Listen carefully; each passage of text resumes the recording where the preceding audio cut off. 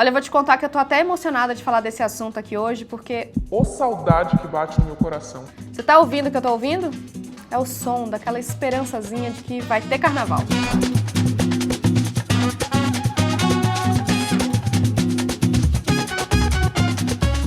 Oiê, eu sou Carol Prado, jornalista do G1. E olha, apesar dessa minha torcida... Vamos com calma. A gente ainda não sabe como é que vai ser o carnaval de 2022. Claro que tudo vai depender dos números da pandemia, se eles vão continuar caindo aqui no Brasil. E não menos importante, do bom andamento da vacinação contra a Covid.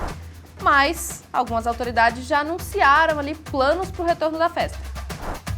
Tem muita gente ansiosa, alguns acham que depois de tanto tempo de isolamento, esse vai ser um dos maiores carnavais de todos os tempos. Só que ao contrário do que algumas pessoas podem pensar, essa situação não é tão inédita assim na história.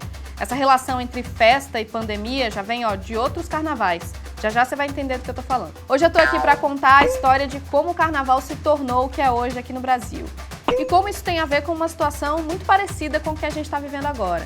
Você também vai entender o que dá para esperar do carnaval de 2022 e, afinal, se vai ser seguro ou não sair na rua.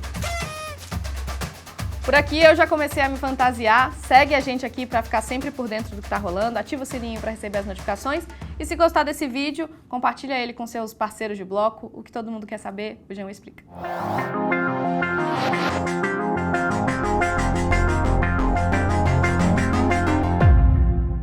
Me diz uma coisa, quando você pensa em carnaval, você pensa em quê? Pegação, bebedeira, descer até o chão, enfim, baixaria, né? Só que o carnaval nasceu como uma tradição católica. Ele marca um período de despedida antes da quaresma. Para quem não sabe, a quaresma são aqueles 40 dias de privações que antecedem a Páscoa.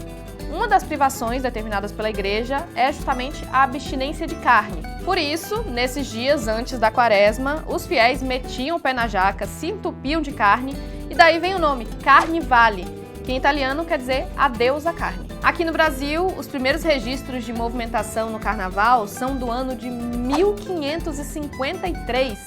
Amigos, a gente aqui já sabe fazer festa há muito tempo. O primeiro baile carnavalesco brasileiro aconteceu por volta do ano 1840 e a partir daí surgiram outros blocos e cordões. Acredite se quiser, nessa época as festas de carnaval por aqui eram embaladas por músicas europeias.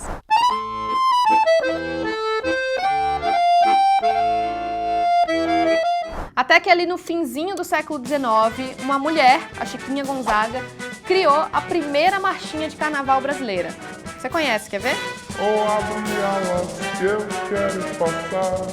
Oh, abre alas que eu quero passar. Aliás, uma curiosidade é que foi também a Chiquinha Gonzaga a responsável por criar a primeira associação de defesa dos direitos autorais aqui no Brasil. Eu já falei desse tema dos direitos autorais aqui em outro vídeo, depois corre lá para assistir. Bom, continuando aqui nosso cortejo, foi também no fim do século XIX que o samba foi criado lá na Bahia. Mas foi já no século XX que ele se popularizou no Rio de Janeiro e foi incorporado ao carnaval. A primeira escola de samba foi criada no final dos anos 20 e se chamava Deixa Falar.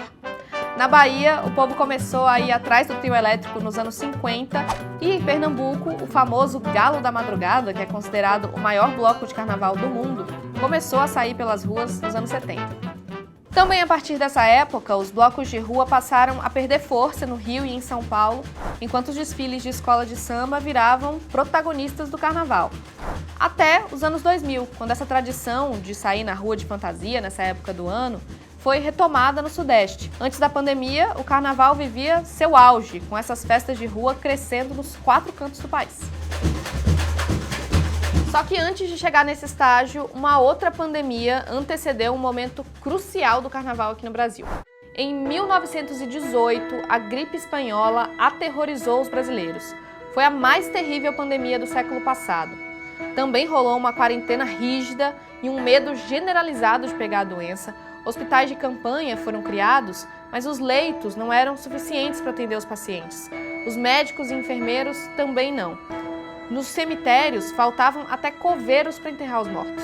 Só no Rio de Janeiro, a estimativa é de que metade da população, cerca de 600 mil pessoas, tenha sido infectada com a doença. Aí, para completar, foi também nesse ano, 1918, que acabou a Primeira Guerra Mundial, que deixou milhões de mortos no mundo todo. Logo no início do ano seguinte, as coisas começaram a mudar. As pessoas já estavam imunizadas e o Rio viveu o que até hoje é descrito como O maior carnaval de todos os tempos.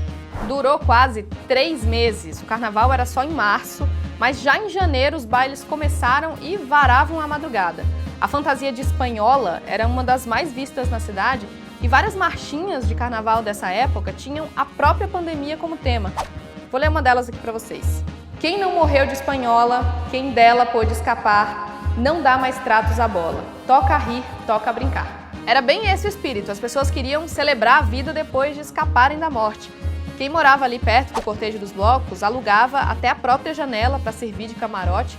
E foi nesse carnaval de 1919 que surgiu o Cordão da Bola Preta, o mais tradicional bloco de carnaval do Rio de Janeiro.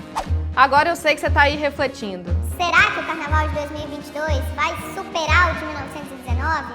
Bom, as prefeituras de São Paulo e do Rio já confirmaram que vai ter carnaval em 2022, mas a incerteza segue em várias outras partes do país. Outra coisa que ainda não se sabe é qual vai ser o melhor jeito de curtir o carnaval sem pegar Covid. Eu conversei sobre isso com o Jamal Suleiman, ele é médico infectologista. Eu perguntei para ele se já é possível falar num carnaval com segurança em 2022. Sim. No entanto, isso depende de várias questões que se relacionam com o que fizermos. A primeira delas é que todos nós tenhamos recebido as doses da vacina, incluindo os seus reforços. Primeiro aspecto que é fundamental. O segundo é que, durante esse processo de aglomeração, usemos ainda estratégias não farmacológicas, principalmente o uso de máscaras. Não as máscaras, obviamente, do carnaval, mas as máscaras de proteção para doenças de transmissão respiratória. E um outro fator extremamente importante é que os serviços de saúde, através da vigilância ou das vigilâncias epidemiológicas e das vigilâncias virológicas, que incluem a vigilância molecular, estejam atentos à emergência de casos e das suas possíveis variantes nesse processo todo. Uma vez identificado se a gente tiver aumento do número de casos ou eventualmente da gravidade desses casos, que as medidas de contenção sejam imediatamente tomadas. Não se espera que isso ocorra se a população estiver plenamente vacinada. É isso, gente. Eu por aqui, Já me sinto pronta. mas como o Dr. Jamal falou, a gente não pode descuidar. A pandemia ainda não acabou. E se o jeito mais seguro for curtir o carnaval de máscara, não tem problema, a gente inclui ela na fantasia. No G1 a gente vai acompanhar todas as novidades sobre o carnaval de 2022. Entra lá em g1.com.br ou baixa nosso app no celular para ficar sempre atualizado. Também segue a gente aqui no YouTube, ativa as notificações e se gostou desse vídeo, compartilha ele com os amigos. Um beijo e até a próxima.